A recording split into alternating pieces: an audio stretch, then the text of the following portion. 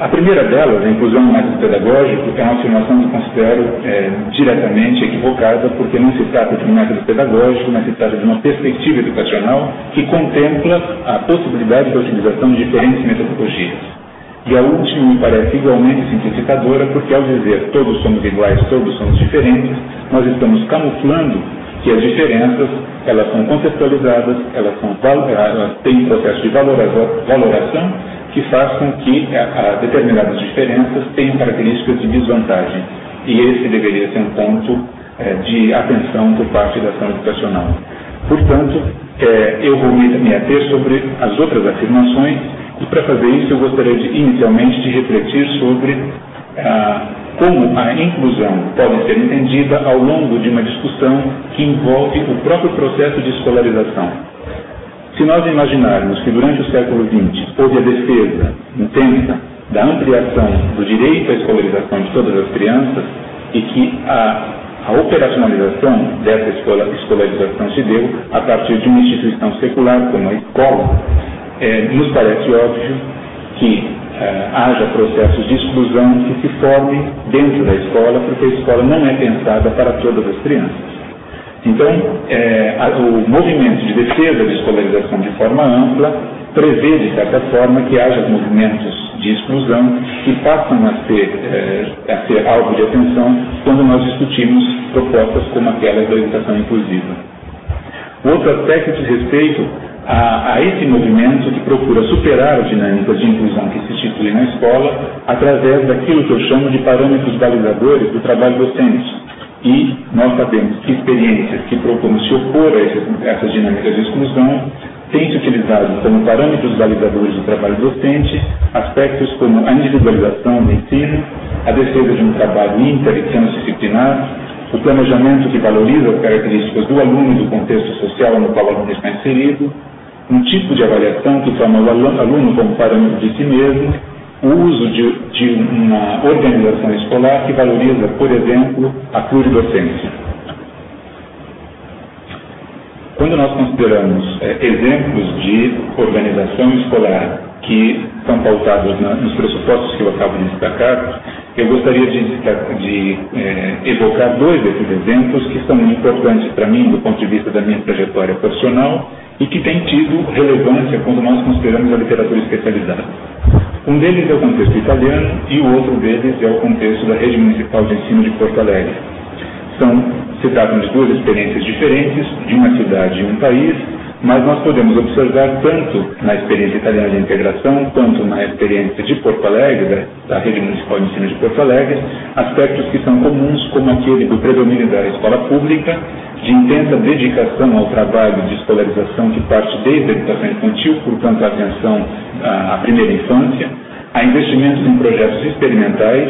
a atenção dirigida à formação de educadores e técnicos envolvidos e, portanto, a busca de qualidade com relação aos serviços que são oferecidos. Eu acho importante que num espaço como esse se deixe pistas de possível aprofundamento para os interessados e com essa intenção eu quero destacar algumas das obras que podem ser consultadas por aqueles que têm interesse em conhecer melhor ambas as experiências, então tanto obras quanto sites ficam como destaque para vocês. Mas, para voltar, então, àquilo que eu disse, que eu chamo de voltar à superfície, eu gostaria, portanto, de analisar brevemente algumas das afirmações que eu tinha sinalizado como merecedoras de destaque. Inclusão e barateamento de custos, inclusão radical, escola especial também pode ser inclusiva e a questão de quem pode ser incluído. Primeiro ponto.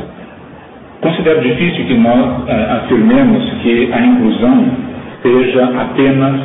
uma intenção de barateamento de custos por dois motivos. Se nós considerarmos experiências como aquela, a italiana e aquela de Porto Alegre, que são experiências que nós podemos chamar de inclusivas, então, nós verificaremos que são experiências que demandaram fortes investimentos, tanto investimentos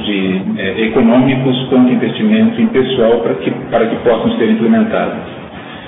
Por outro lado, a educação especial brasileira é uma educação que nada tem de inclusiva e é uma educação muito econômica. Então, Há muitos estudos que destacam, por exemplo, que do ponto de vista do atendimento educacional, os alunos que precisariam de atendimento especializado somam aproximadamente de 1 a 2%. Desses alunos, grande parte deles são atendidos em instituições privadas filantrópicas com precário investimento estatal. Portanto, a discussão relativa à continuidade daquilo que nós chamamos de uma educação não inclusiva na educação brasileira me parece ser a alternativa mais econômica que pode caracterizar esse tipo de oferta educacional. Com relação à ideia de inclusão radical, me parece simplificadora a separação da maneira como foi apresentada inicialmente sobre a radicalidade e a inexistência de apoios. Porque, de novo, eu utilizo um dos exemplos citados, a experiência italiana é uma experiência que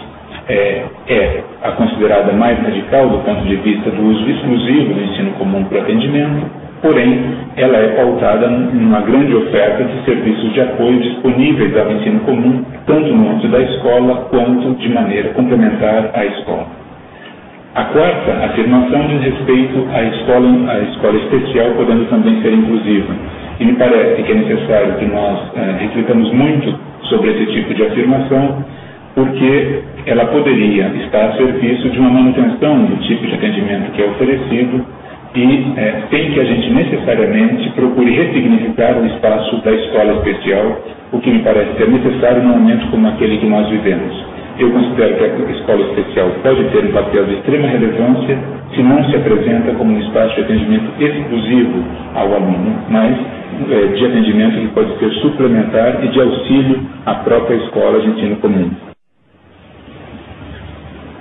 Um último aspecto que eu gostaria de discutir é a afirmação, obviamente, a alunos que não podem ser incluídos.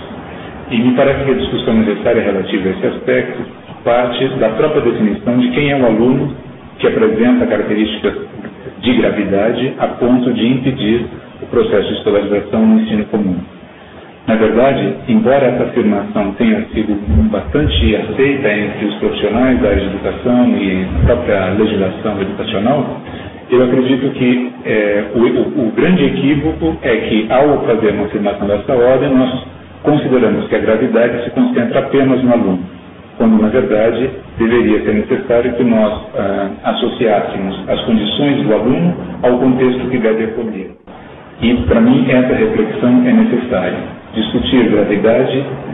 de alguns alunos não é possível se nós tomamos apenas o aluno como referência. Nós devemos agora refletir sobre alguns dos aspectos que podem ser considerados aspectos conclusivos com relação a essa breve aproximação da temática aqui focalizada. Eu gostaria, portanto, de deixar como aspectos relativos à possível conclusão parcial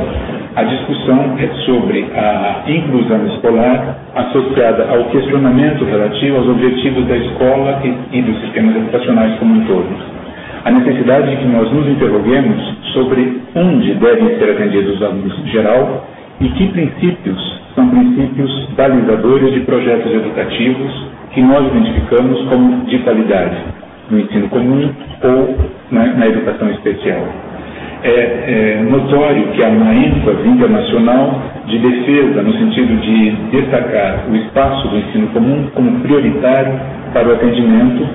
dos alunos em geral, mas essa defesa implica fortes mudanças, seja no plano das instituições ou no plano da ação do educador e do educador especial.